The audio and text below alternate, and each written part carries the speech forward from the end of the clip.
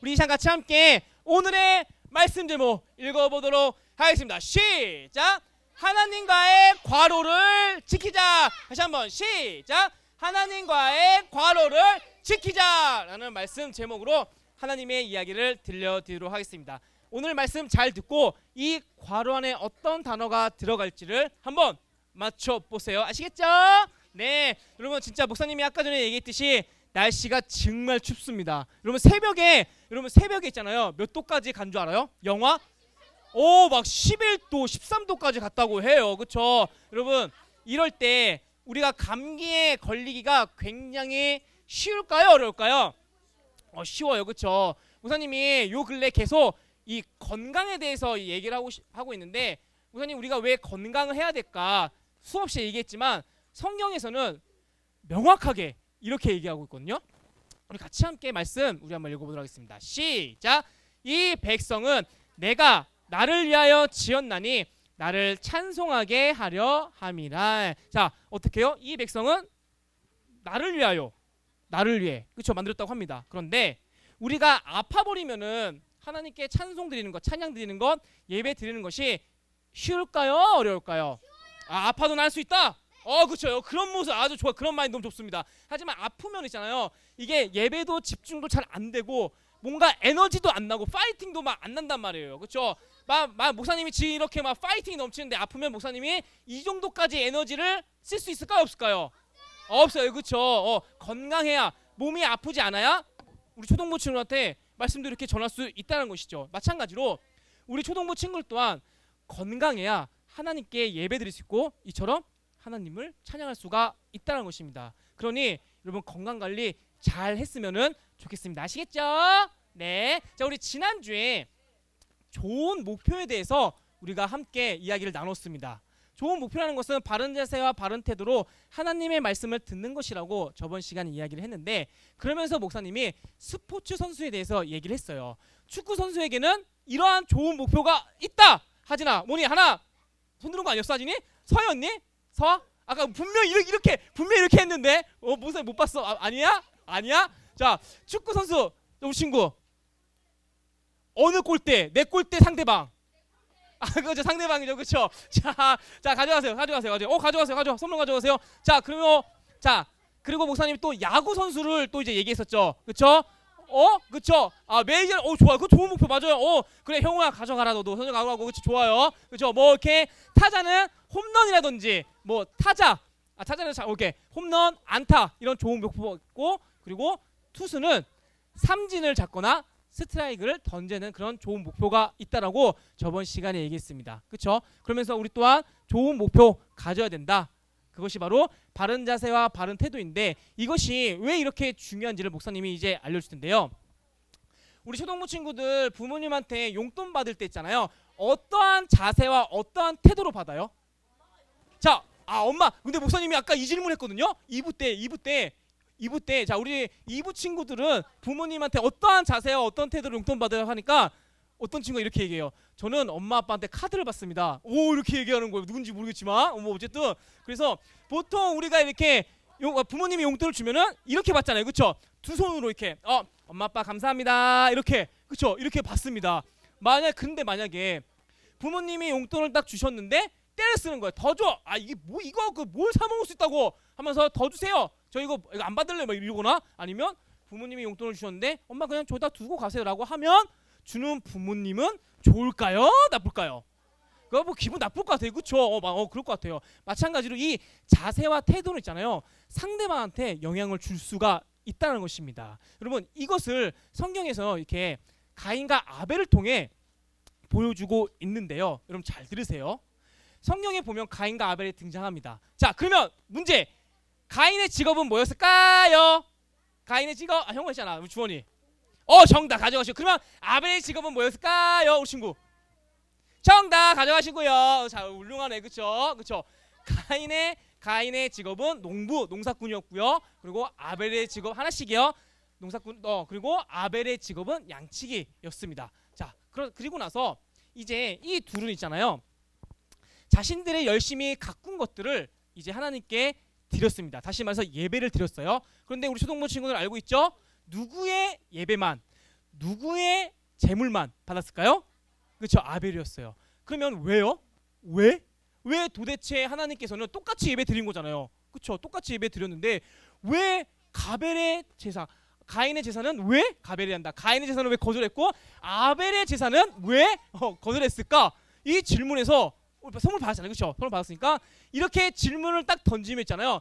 어떠한 친구는 이렇게 대답을 합니다. 하나님은 농작물을 싫어해서 뭐 고구마, 뭐 채소, 감자 이런 걸 싫어하시고 역시나 뭐니 해도 고기가 좋으니까 하나님께서도 분명히 이 양고기를 좋아하셨을 거야라고 하면서 이렇게 생각했다.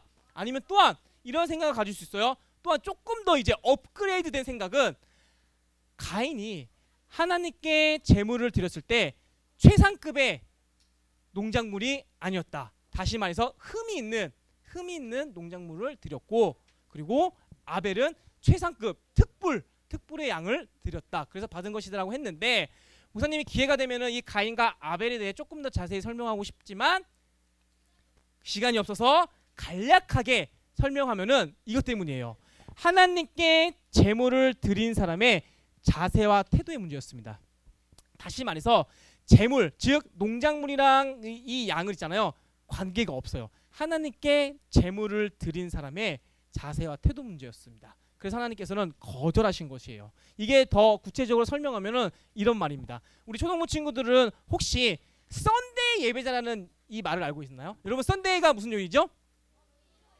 그렇죠, 일요일이에요. 그렇죠. 그러면 일요일 예배자라는 것입니다. 나는 조금 더 설명을 붙이자면 일요일에만 나는 예배자다. 다시 말해서 월요일부터 토요일까지는 나는 예배자가 아니다 라는 의미를 갖고 있는 것이 바로 썬데이 예배자라는 것입니다.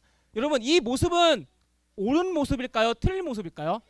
그죠, 틀린 모습이에요. 우리는 어떤 예배자가 되냐면 바로 에브리데이, 그렇죠, 에브리데이 예배자가 돼야 돼요. 월요일부터 우리는 주일까지 계속 우리는 예배자가 돼야 되는데, 그러면 이렇게 질문할 수 있어요. 목사님, 월요일부터 토요일까지는 저는 학교에 있고 학원에 있고 교회는 예배 안 드리는데요, 어떻게 해야 될까요? 라고 질문할 수가 있겠죠. 그렇죠? 그러면 목사님 이렇게 답변을 드리고 싶어요. 우리가 학교, 학원 어디에든지 예배를 드릴 수 있는데 그것은 바로 목사님이 알려준 식기도가 될 수도 있고요, 그리고 전도가 될 수도 있고 말씀 읽기가 될 수 있습니다. 그런데 목사님, 저 진짜 그렇게 하고 싶은데 소심해서, 그 마음 알아요. 목사님도 소심하기 때문에 막 식기도할 때 정말 부끄러운 고백이지만 기도할 때 1초 기도하고 밥 먹은 적도 있었고, 어렸을 때 그렇죠. 그렇게 안 한다고 형우야? 뭐라? 자, 그렇게 부끄러움이 많아서. 그런데 목사님은 좋아요. 부끄러울 수 있습니다. 하지만 생각은 우리가 할 수 있잖아요. 생각은, 그렇죠. 생각과 마음을 가질 수가 있는데 항상 이러한 생각과 마음을 가졌으면 좋겠어요. 어떻게 하면 하나님을 기쁘시게 할 수 있을까? 어떻게 하면 예수님의 제자다운 모습으로 살아갈 수가 있을까? 이 자세와 태도가 바로 예배자의 시작이라고 목사님은 이야기를 하고 싶다는 것입니다. 가인은 그런 모습이 없었어요. 다시 말해서 썬데이 예배자이기 때문에 월요일부터 토요일까지는 그냥 자기 마음대로 뭐 친구들 괴롭히고 친구들 맛있는 거 뺏어 먹고 이렇게 살다가 난 주일만큼은 예배자로서 그렇게 예배를 드리니까 하나님께서는 당연히 그 예배를 받지 않으셨다라고 목사님은 얘기를 하고 싶다는 것입니다. 그만큼 이 자세와 태도가 너무나도 중요하다라는 것을 얘기를 하고 싶어요. 그러면서 오늘 본문에 있잖아요. 이 좋은 자세와 좋은 태도를 가진 사람이 등장합니다. 바로 다윗입니다. 다윗인데요.